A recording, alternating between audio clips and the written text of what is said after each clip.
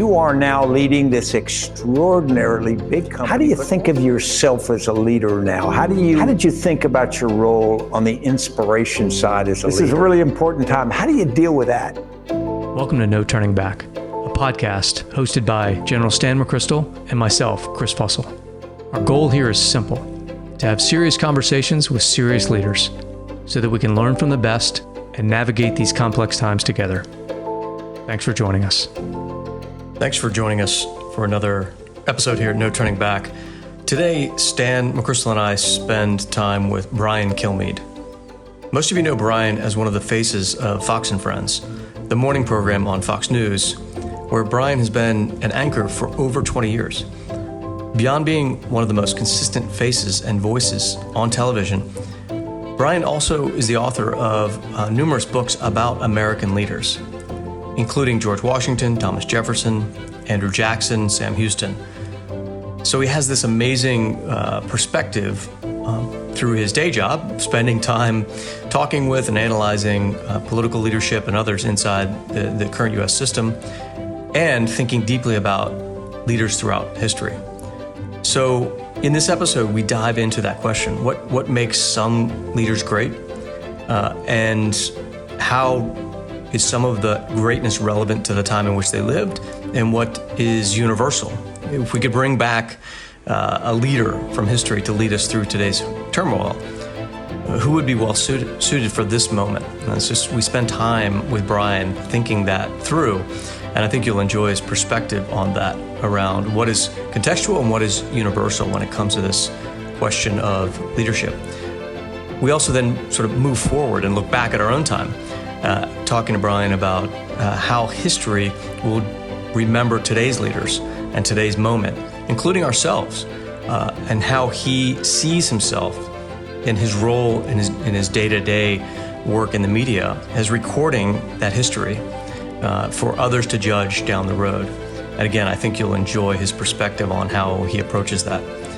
This is a fascinating interview with someone who sat at the center of television media for decades and during a time of tumultuous change, and has also been a leader himself in that moment amongst his peers and inside of his organization. So Stan and I are grateful to Brian for spending the time with us, being honest and reflective in how he tackles these issues, and we hope you enjoy the discussion as much as we did. So I'm going to start off, and because you're a radio star, a TV star, a noted author and historian, and a friend of mine, no softballs. So here we go. If you could go back in American history, all the way back, we'll call it 1775 to the present, and pull one leader forward for this moment in our country, in the environment we are in, who would it be and why? All right, I'll tell you. That's an interesting question. I think it would be James Monroe. And here's why. So you have a guy that was just president of the United States, okay? He fought in the war. He trained with Washington, one of his best friends. He fought under Washington. One of his best friends with James Madison, Alexander Hamilton, knows all these guys. But he seemed to somebody with his ego in check. And what I go back to is after he was president of the United States, left poor and broke, which is, thank God we corrected that, because all our guys ended up broke when they left, and it's embarrassing. But he left. They said, hey, would you endorse somebody? And he said, no, I'm friends with John Quincy Adams. He was my Secretary of State. And I'm good friends, and as different as he is, with this guy named Andrew Jackson. I'm not getting in between these guys. I'll be a consultant. I'll help out, but I'm not going to get between them. And I thought that was admirable, too. Also, I love the fact that here he is in the middle of every major skirmish. He comes in as Secretary of War to help out in the War of 1812 to replace an unworthy Secretary of War that clearly was, let's just say, bad tactics. And he's able to put his ego aside, see this crazy, aggressive general, 41 years old, Andrew Jackson, said, okay, I'm not like that. Washington wasn't like that, but I could use this. How do I use this personality, this aggressive personality, not feel threatened by it? And he's able to pull that war out. He comes back. He serves overseas as an ambassador, so he has a true sense of what's happening overseas and has allies there. So he knew the wisdom of being friends with Europe and not envious. Number two, he knew how great the country was. He truly believed you could do anything you wanted. And he also knew the wisdom in removing yourself gracefully from power. Okay, now we just got to figure out how we make it happen. Yeah, I don't know. I mean, you look at two guys like John Adams and John Quincy Adams, the two guys who didn't show up for the inaugural, right? And everybody respects them. So I don't know what's going to happen, but if I'm Trump, I'm doing what Andrew Jackson does. Andrew Jackson loses a heartbreaking election, which he got the popular vote, and he shows up for the inaugural. He stands tall and he goes, "I'll be back." If Trump wants to come back, what a great way to show it. There's a great story. I live in Old Town Alexandria, and we're near Gadsby's Tavern. And the story is the night of his own inauguration, Andrew Jackson was there in the White House, welcomed throngs of people, got tired of it, climbed out a back window and walked the 7+ miles to Old Town, went to Gadsby's Tavern, got a room. I did not know that, but I did hear that was out of control. Wow. And I thought it was pretty amazing, too. John Quincy Adams left the place open. That's part of the reason why there was a riot in the White House that night. So building on that a little bit, Brian, the idea of because you've looked at these historic figures in such depth throughout your career, the idea of what leadership was then versus what it requires now. So take Monroe, for example, since you chose that leader, and made great points around his humility, his love of country, his ability to step away and not get, split the middle between different groups. What of those, if you could take him and bring him into the modern era with those talents and teach him, here's what the world looks like now, would those leaders be effective today? Or is there a whole new skill set that needs to be, or set of sort of personal traits that are required in today's environment? I don't know. I maybe deeper thinkers, those Ivy Leaguers would say, "Oh, well, absolutely not." I absolutely say yes. And the thing that I like most about those leaders today is they know exactly how our country started. They know exactly how unlikely our success was. They knew exactly what was at stake, and they knew the country was bigger than them. So please tell me how that wouldn't apply today. They know what it was like to be a diminutive power, and they know what it's like to be an emerging power. So now they'd come back and they'd see this superpower who's clearly threatened by China, who's clearly threatened by forces overseas, and whose historical allies might not be equipped to defend themselves. So I think they would be able to assess what's going on right now, and the humility of knowing where we came from would actually be their greatest attribute. So just build on that for a second. Well, I would agree with you. I think there's universal leadership traits that you've identified. What do you think they would find hopeful and appalling about what they see now? Oh, that's a great question. I mean, I think when those statues are coming down, and I'm not talking about, I'm even, to a degree, the Civil War statues, because it's part of our past, it should be noted, but it's something that should be debated and taken down with a screw gun, not with a lasso around its neck or a chain. And my thing is, people would say, how dare they think so little of our history? Number one, a lot of people didn't put up statues of themselves. Succeeding generations were. The lack of respect from our past, the rewriting of our past, the embarrassment that many feel about our past, I think they'd be abhorred by. And almost as if, people, you came home from vacation, you turned out someone went into your house and gutted it. You never said your house was perfect, but you never thought it should be disrespected like that. So I think they would be abhorred by that. And also, I know pure capitalism is too harsh, and it's not, in a way in which there's no Social Security and there's no Medicare and there's no Medicaid. I understand that, society evolves. But when these men and women went west or south, they left with an axe, a horse, and a carriage and didn't make any excuses. The rich got poor almost immediately. And, they of course were sad about it, worried about it, stressed about it, but I don't read that they were blaming people. We become a country that blames. It's somebody else's fault. Nobody ever takes responsibility.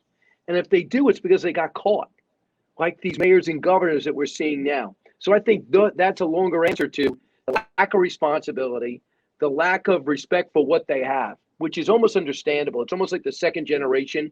If you're a self-made multimillionaire, that second generation that comes by, looks around and sees the size of the house and has no idea the struggle maybe your parents got, and it's almost impossible. That next generation or the third generation that just expects it or spends the inheritance will never be as appreciative as the one that broke through and remembers the struggle. But I think the lack of respect that I'm seeing in 2020, I wasn't seeing it. You guys would know better. I wasn't seeing it in the 1990s. I don't know anybody, that was, jamming the 1619, something similar to the 1619 project down my mouth and told me to apologize for 1776. And I don't remember a country that ran away from the sin of slavery. I remember I was in sixth grade when the Roots came on. And don't tell me that that was a softball series. They said exactly who the cruel one was, how inhumane it was. No, we do movies about slavery and it makes us feel terrible because it's so accurate. So I don't think my social studies teacher in fourth, fifth, sixth grade never said slavery was fun. It was no big deal. Everyone was doing it. No, it was always bad. So I don't think I had a whitewashed, no pun intended, social studies history experience. And I just don't remember such anti-Americanism that I'm seeing right now. So I think that would be the most disappointing thing. I thought we all could agree that we were on the same team. It's just what kind of plays we run, where I thought it was going to be the debate. I never thought it was going to be, I don't want to be on this team. I'm embarrassed to wear this jersey. Yeah. It's interesting, and you and I have spoken about this before in one of the books I wrote. I live about 75 feet from Robert E. Lee's boyhood home, where he lived until the day he went to West Point. I walk by it every day. And I went to Washington Lee High School. I lived in Lee Barracks at West Point. Wow. And he was for most of my life my hero. And I still have a very complicated relationship with him because there's many things about Robert E. Lee I deeply admire. But as you say, it's gotten very, very complicated. And sometimes I think the debate has gotten too complicated for people to get their minds around, which really gets us to the First Amendment and the free press.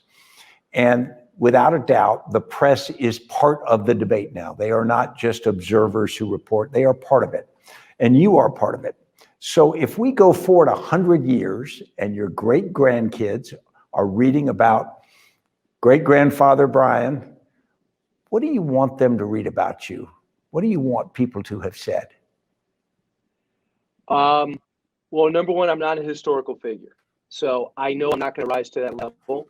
So like you look at the founding fathers, you look at General MacArthur, I'm not going to rise to that. You read 2,000 pages on Ulysses S. Grant, and you go, how could that be one life? So I'm not at that level. The only thing I care about is, number one, I appreciated the country. I tried hard. That's all. I think I'm an average intellect, certainly an average athlete at best. But the only thing I'm really proud of is my effort. And that's what, the rest of the stuff, you could poke holes in me on air today at any point, and you're probably right. And you can give me a compliment and you might be right. But the only thing I guarantee every day is the effort. And I do regret not joining the military, especially the more I'm around you in this era of the war on terror, guys like both of you guys, and having a chance to meet so many from doing the Armed Forces Foundation dinners and the Wounded Warrior projects. You get to hang out with you guys. So that's a huge regret I have not joining. But going back to that time, I'm graduating high school in '82. We had Grenada. We would come at the draft that just stopped when I was maybe in 8th grade. And I think 2 people in my graduating class joined the Navy. And I was like, wow, how do you do that? Like, that's how foreign it was.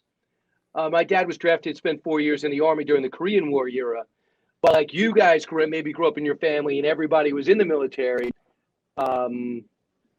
My family was all in bars and restaurants type things. And so that's one regret I have. When I see the discipline, the camaraderie, the selflessness. And I know there's some people in the military that, aren't emblematic of how you should act. I get it. But anyone who would sacrifice, go through boot camp, give up 4 years of their life, wear the same uniform and take orders, I think becomes a better person. And that's a sense that they gave back. Every day when you guys get up in the morning, you already gave a lot to your country. Get up in the morning, I feel like I owe the country. But I'm going to push back a little, Brian, because one, there's a lot of ways to serve. And I do think that if you can go through a life, and I judge everything on The Outlaw Josie Wales, the old Clint Eastwood movie, when he talks about the young guy who's dying and he's going to say some words over his grave, and he says, I rode with him, I got no complaints. If someone says about me, he tried hard and he believed in his country, I'd be okay with that. Really? You know, so Wow. yeah, I think that's, you know, how much better you can do. Yeah. That's I appreciate you saying that, because that's all you can really, I mean, I meet people on a daily basis. I hear their intellect, and it's like watching somebody put 100-mile-an-hour fastball by. I go, wow, how am I going to keep up with that? Because I know I don't have 100-mile-an-hour fastball. So I gotta beat you with junk. In that vein, Brian, like, and connecting the sort of the theme of leadership that we've tried to dive into here, for looking back on today's context. This is just a question about the art and science of your profession, especially with your, you know, a prolific writer about historic figures, along with your day job, which I'm sure keeps you very busy. When you are interviewing someone, I see reporters, I assume a lot of times they're like, okay, that's good, I'm going to get you without soundbite tomorrow or next week, etc. Do you sometimes find yourself looking at it through a much broader lens because of the books you've written about leadership, saying that's not going to play well in 50 years, or that's like a brilliant piece that future generations will remember about us? Do you think of that in that context? I try to be, but you get so caught up in the day-to-day and the play-by-play. But for example, if you guys write a book, right? I'll have a few, I'll maybe 4 days, I'll get the book ahead of time, I'll have a chance to read it. But if you guys come on as experts about Iran, about our, any special forces action that's going on in Somalia, or whether we should get out or support Saudi Arabia, whatever it is, I'll just focus on that issue and listen to your responses.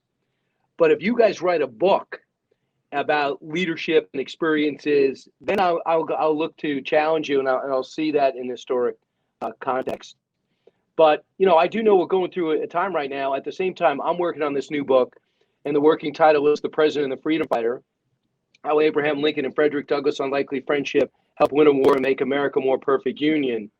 And when I'm reading what Lincoln's going through, and in a play-by-play, and I'm not just reading someone's perspective, I'm reading his quotes, and he's going through, and I imagine that. And I kind of don't get all caught up in Trump Biden. No offense, but this is so far from that that it gives me a better perspective. And I'm able to stop people in their tracks when they say we're on the eve of a civil war. I'm like, listen, anything's possible, but don't tell me this is exactly like 1858 and 1860, when the whole South did not vote for Lincoln and left. Please, 78 million to 74 million, whatever it is, we can get through it. So I think it gives me, I never panic. The pandemic on top of this election, interesting combination, but I never panic. You mentioned Lincoln. Sam and I teach a leadership seminar at the Jackson Institute at Yale, along with our firm, and we teach Lincoln as part of it, right? Obviously, great case study around leadership.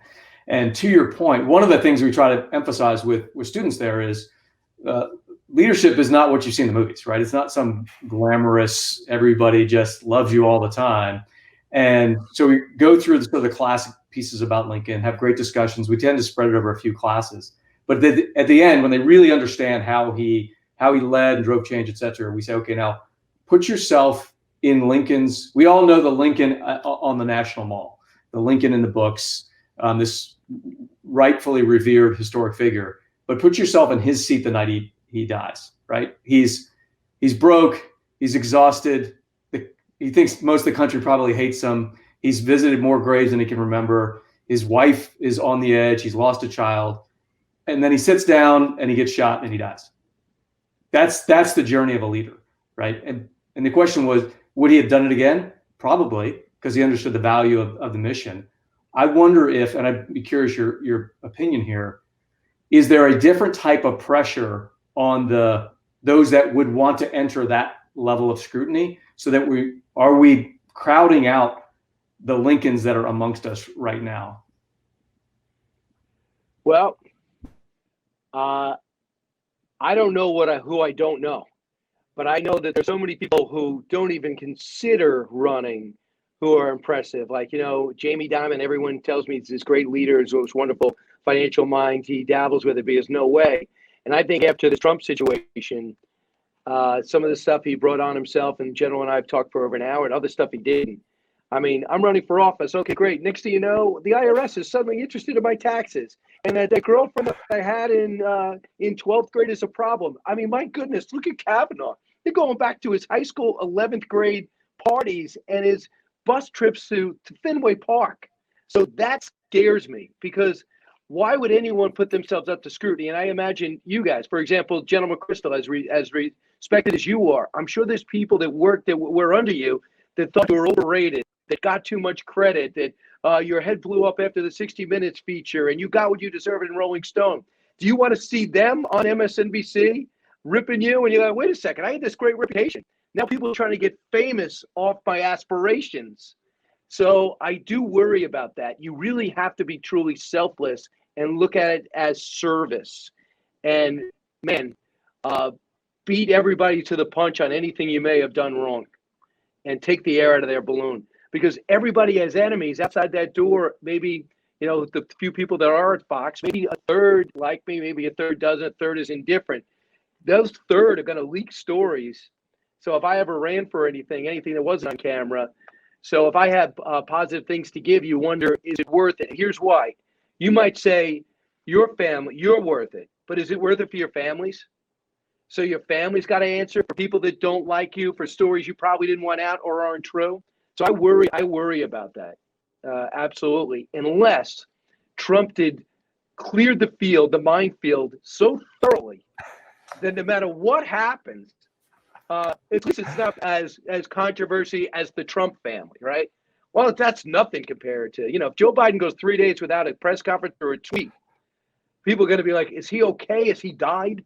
Because Trump has put us through so much. So maybe he cleared the field. And you could say that about Bill Clinton to a degree too, don't you think? That when he had that trial, that all his personal stuff came out, that congressman in Wisconsin that's going to run, that may have, well, don't worry about it. Look at the president, he got reelected. So I do worry about it.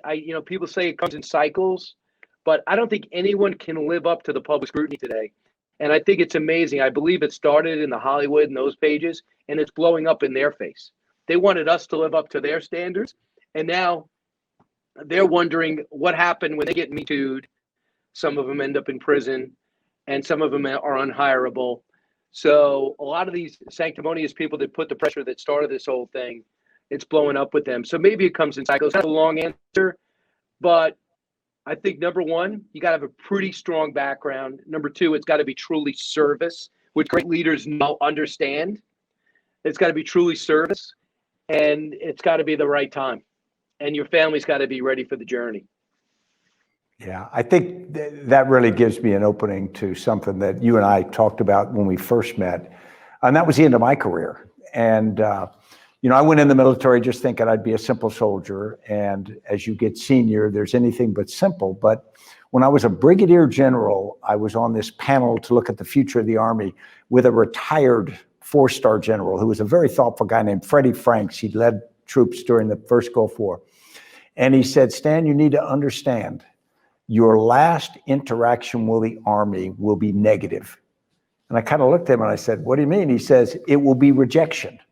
Whether you are passed over for promotion from 1-star to 2-star or 4-star to some job you wanted or whatever, at some point you're going to get rejection, and it's going to hurt. And it can happen early in a career or it can happen late. And mine of course, came at an unexpected time when the Rolling Stone article came out. And suddenly I'm painted a certain way and I'm the story of the day for maybe 24 hours. But the reality is people say, well, it's not personal. And my response is, until it is, until it's you.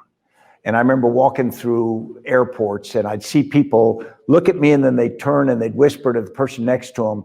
And I knew that they were talking about me and they were talking negative about me. Now, I never once had anybody say anything negative to me. So the reality was probably partially in my mind.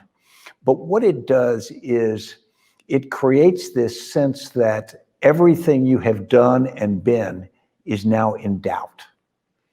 And one of the things I appreciated when we first spoke, it was a couple of years after I'd left the service and I'd written my memoirs and had the chance to put part of it into perspective.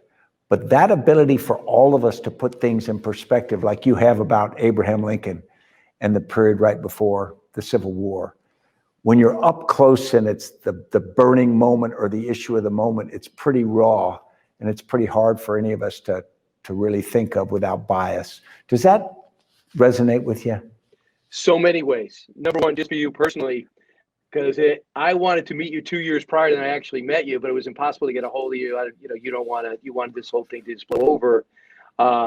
I was nervous just as an American about Barack Obama, the military, the way he just destroyed the Iraq war and said it was a stupid war. I was concerned because I thought he was going to pull the troops out and then it looked like a total waste, which actually happened. And everyone came back in, and then you guys had to push them all back again. So, then he didn't trust the military. And then you got this great generation of leaders. And, Petraeus had maybe the biggest name, but everybody know who you were. Prior to that, it was Tommy Franks. Everyone kind of know who he was. And now you're jettisoned out. And the only way to save face is to bring Petraeus back because everyone kind of knew him. And I'm thinking to myself, we just lost this incredible leader that did nothing but discipline in his life. And because his people spoke up in a magazine story in which this liberal writer had an agenda for, in my humble opinion, now we lose this great general again, the guy who understood what the surge was going to be like in Afghanistan. And then the more I read about your background, I'm like, if they could get this guy, nobody's safe. And the way you took it, you went in, you came out, and then you kind of disappeared for a while. And when I talked to you, I could not get, wow, I'm so bitter. I put in so much time and I got a raw deal. You never made any excuses at all. Well, he did what he had to do. I understand it. I moved on, willing to help out in any other way. And you mentioned even trying to speak to my soccer team that I was coaching at the time that was playing in Virginia. And think about this, full circle. Joe Biden wants some advice about China and the threats. And he calls General McChrystal. The guy that your men said that, bite me or whatever he said, disparaging things. And then President Obama came out and says, I always liked General McChrystal. We just were in that bad situation. So by keeping your powder dry, by not speaking out bad about everyone, by putting this great post-career together and writing successful books in this leadership academy, it all came full circle. And I think you can learn a lot from that. I mean, this could be the new ending to your speech. Before Joe Biden took office, the guy that was the subject of the reason I was let go in the zenith of my career asked my advice. And the former president complimented me that actually told me I had to go. So this shows you that as bad as it seems, put your head down, work hard, find another area, and somehow it gives me hope that things will work out around the corner. And here's why.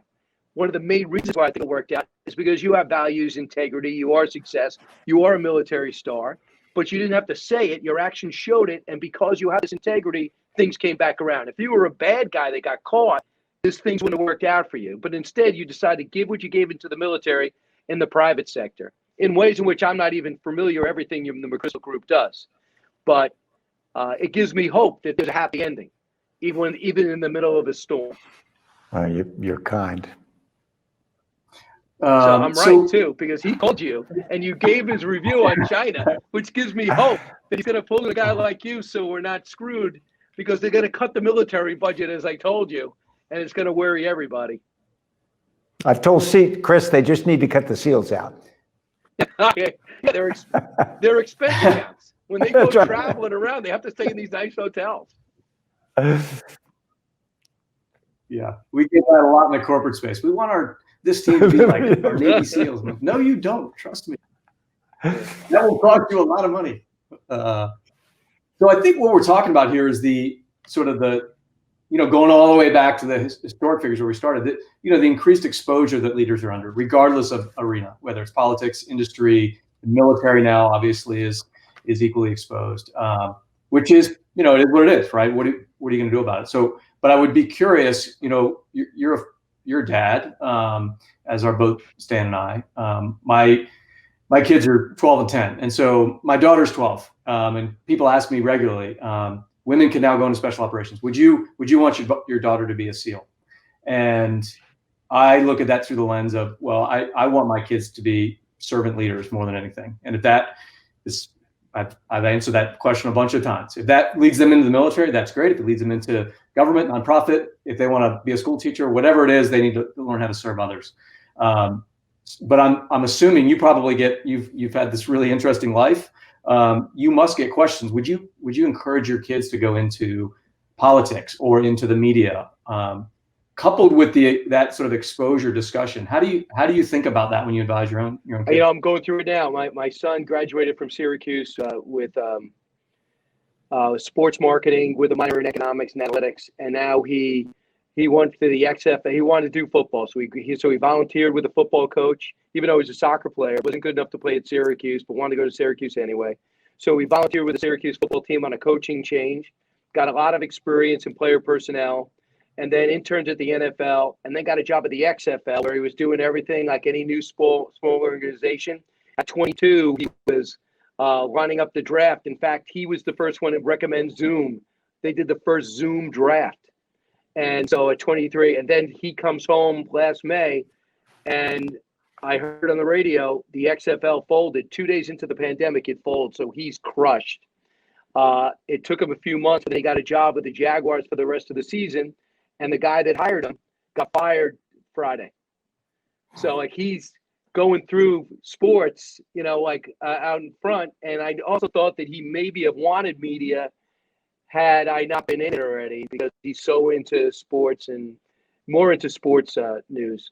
But my other daughter wants to be a teacher. That's all she wants to be. She's playing soccer in college. She's a sophomore at Skidmore. And so she wants to be a teacher. She's never wavered. My third one is probably going to go to Union. Is going to play soccer in college. She doesn't know what she wants to do yet, but she's got a wicked sense of humor and has a real interest in news. I sense it. Now she's listening to podcasts when her friends listen to music. So I haven't done anything.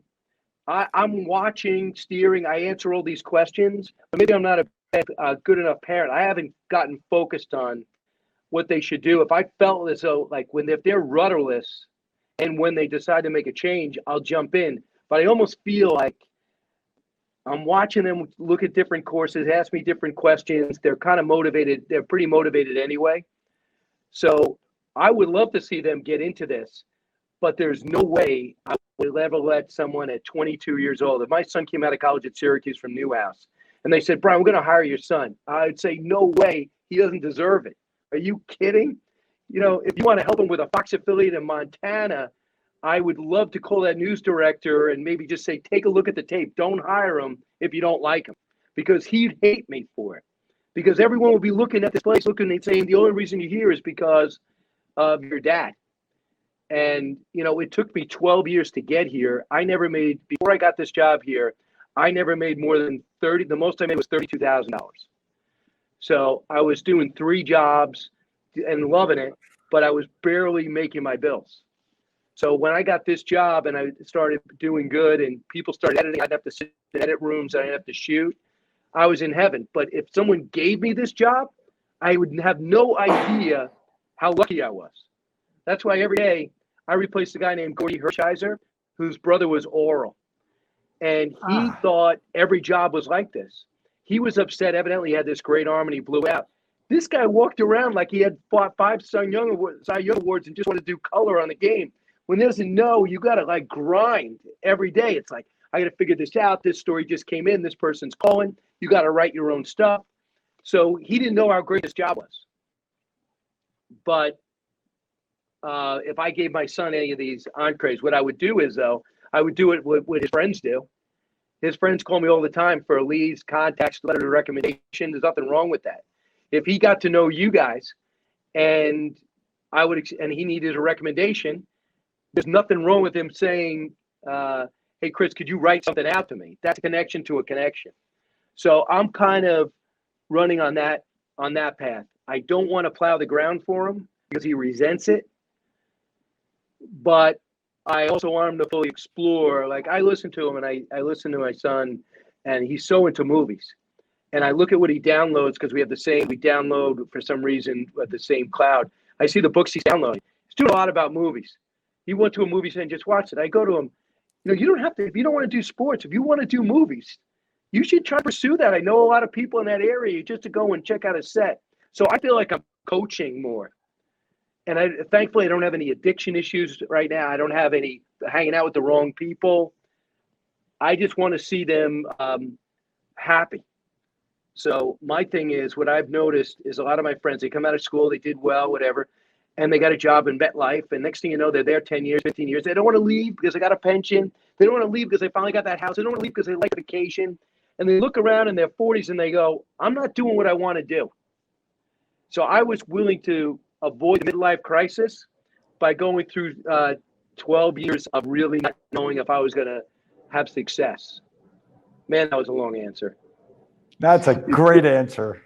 Too busy to have a midlife crisis. That's great. Chris knows my son, and when I deployed to Afghanistan after 9/11, my son was just about to graduate from high school, so I missed it. And then he went and got a 4-year degree over the next 7 years playing punk rock. He had a mohawk, and I've still got photographed. Oh yeah, I still make fun of it. I never gave him a hard time at the time, but I said, I'm going to hold these pictures because someday they're going to be worth to me a lot. And then after 7 years of college, sort of down the drain, he comes out, and now he's been a defense intelligence analyst for the U.S. government for the last decade. Wow. And I am so glad I never pushed him into the Army. He just kind of came around to something that he's very proud of. And it's interesting. I think if I pushed him, it would have the opposite effect. It wouldn't have done whatever I wanted. But I'm going to now ask you. Can I just ask you something? Did you have to pull yourself back? Did you have to debate that back and forth with your wife and saying, I think I got to step in here, and calling home and having her tell you I'm worried about him? And you're saying on this, is this a big debate in your house? No, there were some worried times. I remember he wanted to take a semester off to school to tour with his punk rock band. And we allowed him to do it, but my wife Annie is pretty hard. At a certain point, she just kind of cracked the whip. He goes, hey, I'm going to go back. I'm going to finish, which he did. But I think he was more scared of her than he was of me. Yeah, sorry about that. It's leadership. Yeah. So now this comes around to, if one of your kids has the qualities you think where they ought to go run for office, what would those qualities be? Because you've described 3 pretty gifted kids, passionate. What would you have to see in somebody to look them in the eye and say, I think you need to run? I'll tell you what, when people talk big, like they go up to, if you go by a lake and think to yourself, where are the benches? If you go by these roads, why are these roads still a mess? I know people like that, like the Nassau County executive, for example. I remember him in 11th grade. He used to say to me all the time, it's like, yeah, why are these roads a mess? These should be bigger. This is dangerous. This should be a turning lane here. That's a sense of I want to help out. That's that gene of things aren't okay the way they are. Maybe I can change them. Number 2, to me, it's got to be selfless. If you want to help people, it's almost your mindset should be like the nonprofit. If you do it to be famous, to be on television, or to have your name as, welcome to Massapequa, home of the former Secretary of State, that's the problem. That selfless feeling that I can help, I would say, listen, you could work in that soup kitchen or for Harry Chapin's foundation. That's great. You want to help big time? Why don't you become a lawmaker? Why don't you run? Why don't you listen to people's problems and try to fix them? So I can see that. And man, that would be a great quality to have in any kid when a kid cares more about other people than they do themselves, which is tough to get a kid in their 20s, right? In their 30s. Those were the qualities. Also, I think it's good when people later in life, they made their money and they want to give back, that's how you do it. So you don't have to worry about raising money. That's the perfect politician. You go out there and you run for office to say the things you're going to do. You've already achieved success. You had some leadership, so you know how to organize an office. You know how to hold people accountable. And then you lean it out, Rand Paul style, and then you run and say, I'm going to get out in two terms. Senator, I think, Osborne of Oklahoma, who said that. He was a doctor. He said, I'm a doctor. I made my money. Now I'm going to go serve. He did 2 terms in the Senate. So I think that those qualities, either set in life where you don't need money, or the kids are old enough where you could travel back and forth to go into Washington. And number 2 is a feeling I've got to help people. I think I can help people here. Yeah, great. Yeah, that's a great answer. Hey, Brian, one area I want to explore with you, we love to have these discussions with folks that have this lifetime of experience of leadership under their belt. You must get approached constantly from now your kids' peer group, others, et cetera, just around mentorship. Hey, I want to be XYZ. How do I do it? How do you approach those discussions and make time for it? Well, I almost never don't follow up with them, but I do like to make sure, unless I know them really well, like those kids, General, that you were going to speak to, I have been coaching 16 of them since they were 8 and they were 17. So those kids, they're almost like my immediate family or extended family. So if those kids show waywardness, I'm going to go round them up. But when the other kids get introduced, the cousin of a friend or somebody, I get them, I'll get back to them. I'll see if they get back to me right away, see how driven they are. I'm always polite. And then once I see that they're digging in, I do the best I can to help. Chris, but here's my most frustrating thing. I don't run this network. I don't run the affiliates. If I was an executive here and I could turn around and say, yeah, I got something for them, I'm going to get that PA position. I really am in a corporate structure. So I probably have gotten 50 kids internships, each one. They had to go through minimum three interviews here because we pay them. And then when they go awry, I get a call. And they say, hey, Brian, you recommended that kid. It's not working out. I mean, he hasn't shown up twice, 2 weeks in a row, twice. And it comes back at me. So I do have to worry a little bit about my reputation, even though he or she is 21, or 19 or 20. But I try to handle all of it. The frustrating for me is I don't have the keys to a bunch of businesses. I don't have the jobs open where I can open up my drawer and go, I think I got something for you. I am depending on other people to follow through, that I asked to follow through. So to me, I feel personally responsible once I put them in the process. Guys, I put them up for an interview or her up for an interview and they never call back. Call up Human Resources. How you doing, Liza? Why didn't you get back to him? Could you tell me? Okay, don't take it personal, but they all take it personal. So to me, that's one of the hardest things because I feel so responsible. Yeah. But I must have had two people over Thanksgiving call. But I feel really bad for these kids because their internships were canceled. Their senior year was canceled. They lost a lot of their practical experience and they got to come home. You talk about an ego thing, General. You had it harder in your 40s, I guess, when you got fired. But you feel pretty good. You graduate. Maybe you had a few Dean's List appearances, and all of a sudden, no calls. You're back at home, living with your parents. That's what a lot of these kids are going through. They've been reaching out to me lately, and some of them going back for their masters because they just can't get anyone to give them a career look. Yeah, it's a funny time, and thanks for doing that for that generation. But as you know, I get people calling me and they say, I'd like to be a movie star. I say, me too. If you find out how to do it, give me a call. That's great. That's the same thing. I'd love to be on there. How you do it? I'm like, really? I have 12 years. I have, and one of those things I do, I keep all my rejection letters.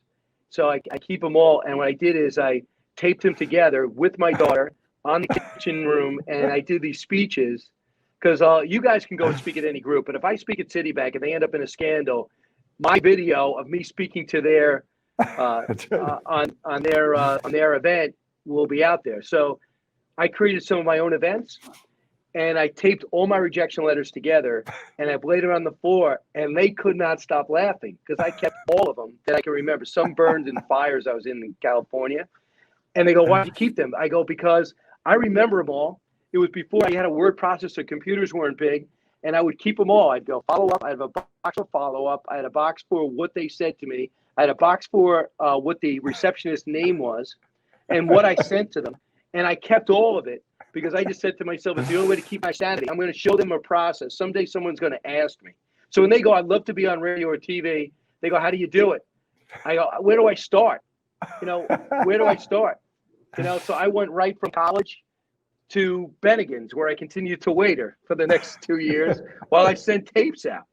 And my roommate from college went to Vermont, where he was the assistant sports director in Vermont, where they could not figure out a way to separate the AM from the FM. So he would be doing the games, high school basketball games, at the same time introducing the song that was playing underneath while they were playing. So he used to say to me, he's like, I'm never going to get anywhere. But now he's sports director of Mag Dog Radio at Sirius. But it took him forever to get there. He was stuck in Vermont. He couldn't get uphill with his car. He had a Corolla. So he would know anytime it snowed, he was walking to work. But if it wasn't for those stories. So when people say, yeah, I'd love to be on air, I'm like, okay. There's so many different journeys to doing it. And it's all about endurance, too.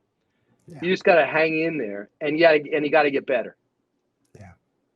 Well, it's about endurance. You've endured Chris and I interrogating you today. And what I want to thank you for, Brian, is over the years, the friendship, but also the willingness to talk, the willingness, not just today, but the willingness to talk about things. Sometimes you and I have different political views. Yeah. But the fact is, we can talk. The fact is, we respect each other. And I think that when we take a look at life that way, it becomes an awful lot easier to get things done. But you know why we can talk, though? Is because we both love the country. Yeah. If we all could agree we love the country and just want to make it better, I could talk to anybody. When you're running down the country and telling everyone how bad it is, and I go, listen, I can't, because we were born, we were born on the Patriots, pun intended. And every year we have a chance to play in the Super Bowl, and everybody wants to be us. Yeah. How we get there and what we do when we're here is the difference. So, by the way, I'm not either one of your classes. I mean, to be asked to be on your podcast, I don't even belong on this. I'm just doing one little thing. You guys have already made a huge difference, and I believe your generation of war fighters will go down as great as any. And I remember the play-by-play of how we got into each and every one of these conflicts, from Iraq to Afghanistan, to what happened with Saddam Hussein. These people that look at what happened now and say we never should have went into Iraq, I go, can we go back to 1991, please? This is what led to it. This is put it in perspective. And meanwhile, while I'm analyzing and studying it, you guys are fighting it. So I have no business on this podcast. All I do is care. But you guys actually put on the camouflage and did it. So I'm in awe of you guys. Well, you're kind. Well, Brian, we appreciate it, even if you're overstating at least the role I played. But grateful for your continued service, the time here today, and best of luck to you and your family and team over the holidays.